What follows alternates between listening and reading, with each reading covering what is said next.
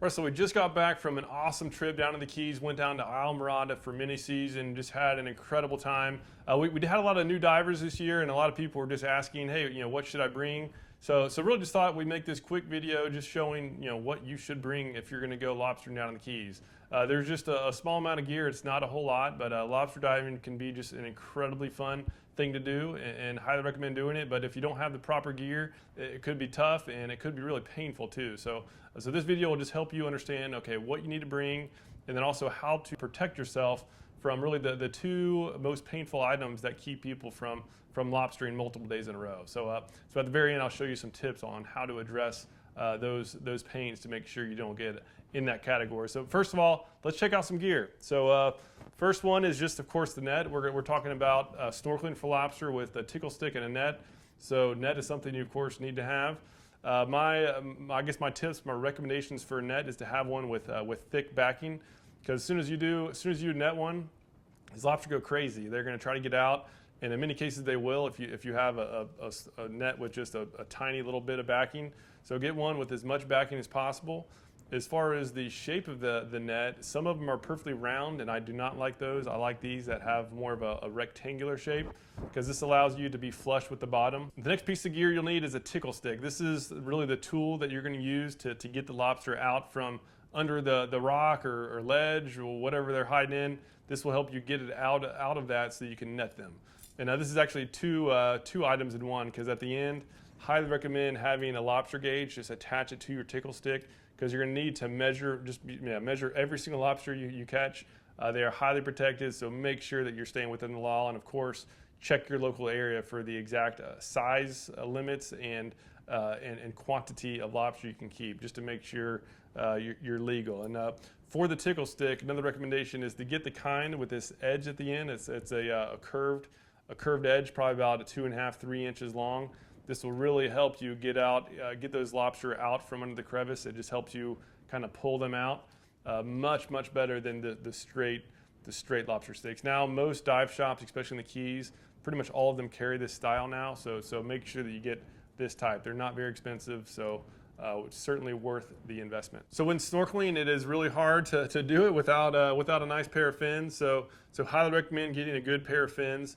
This one in particular is one I've had for a couple years now, and I love it. It's really it's a longer fin. It's for free diving, and if you're fishing in areas with a lot of current, this longer fin will be incredibly helpful. I was shocked how much of a difference it actually makes. If you're not in an area with current, then the smaller ones, which usually cut off right about here or so, they're perfectly fine. You can do great with them, but my preference is these longer fins, because it just helps me stay on a hole better if there's current, and just helps me do everything without expending as much energy.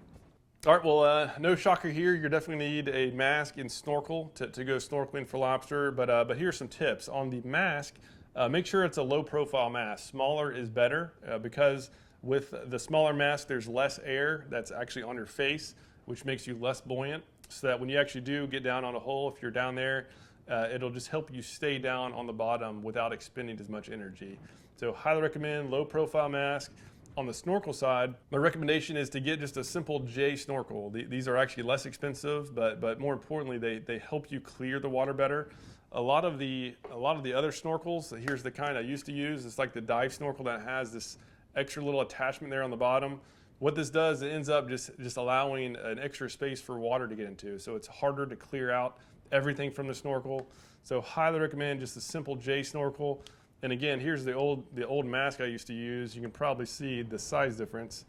This one I currently use on my right is just much smaller, and again has much less air inside of it. So highly recommend small mask, simple snorkel will help you in the long run.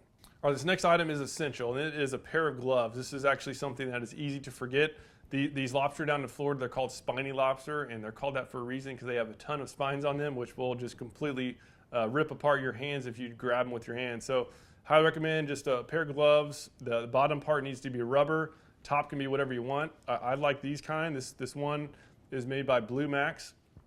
Again, rubber, thick rubber on the bottom, and the top is breathable. And this other type is made by Mustad. You can get these pretty much everywhere. I know Walmart carries them. You can of course buy them online. But really recommend these thin gloves, because they're flush on your hands, allowing for less water drag. So either one of these are great. So, and you can pick these up at pretty much any dive shop down there as well. So make sure to get yourself some gloves. All right, so first tip on pain prevention is to bring a pair of socks out there with you, because most people don't snorkel every day, and a lot of people don't snorkel more than a couple times a year. So when you put those fins on, that rubber is just rubbing on your feet. That's going to cause very painful blisters. And that actually kept a lot of people in our group actually from even lobstering the second day. So highly recommend bringing a pair of socks, put them on, of course, underneath your fins, and that'll just help protect your feet from getting blisters. I actually wore these the entire time, and my feet did not have a single blister, and I was out there hitting it hard. All right, second tip for pain prevention is a shirt. Wear just a shirt, any kind of shirt that you can take underwater will work. You need to protect your back from getting sunburned, because no matter what type of sunscreen you have, if you're going to be in the water with your back facing the sun all day long, the water is eventually going to pull off any sunscreen you might have, and you will get fried. So make sure you wear a shirt when lobstering. Any kind will do. You can go to a local dive shop, and they actually have some specifically made for free diving. It's really tight. The tighter on your body, the better, because you have less water drag. But really, any kind of shirt will work. So make sure you protect yourself from getting fried out there. All right, well, that pretty much wraps up our list of items that you'll need to go lobstering. If you do have any questions, please let me know. There's a comment section down at the bottom. And actually, one bonus tip, though, is make sure you bring a bunch of water, because you want to stay hydrated, stay completely hydrated out there. The last thing you want to do is cramp up while out there in the ocean in the current. So be safe out there, have fun. And again, if you have any questions, there's a comment section down below. We'll be happy to help out. Thank you so much for watching, and we'll see you on the next video. There's something about the water that'll give you peace, all by yourself or with your family. Live salt strong and wear the light.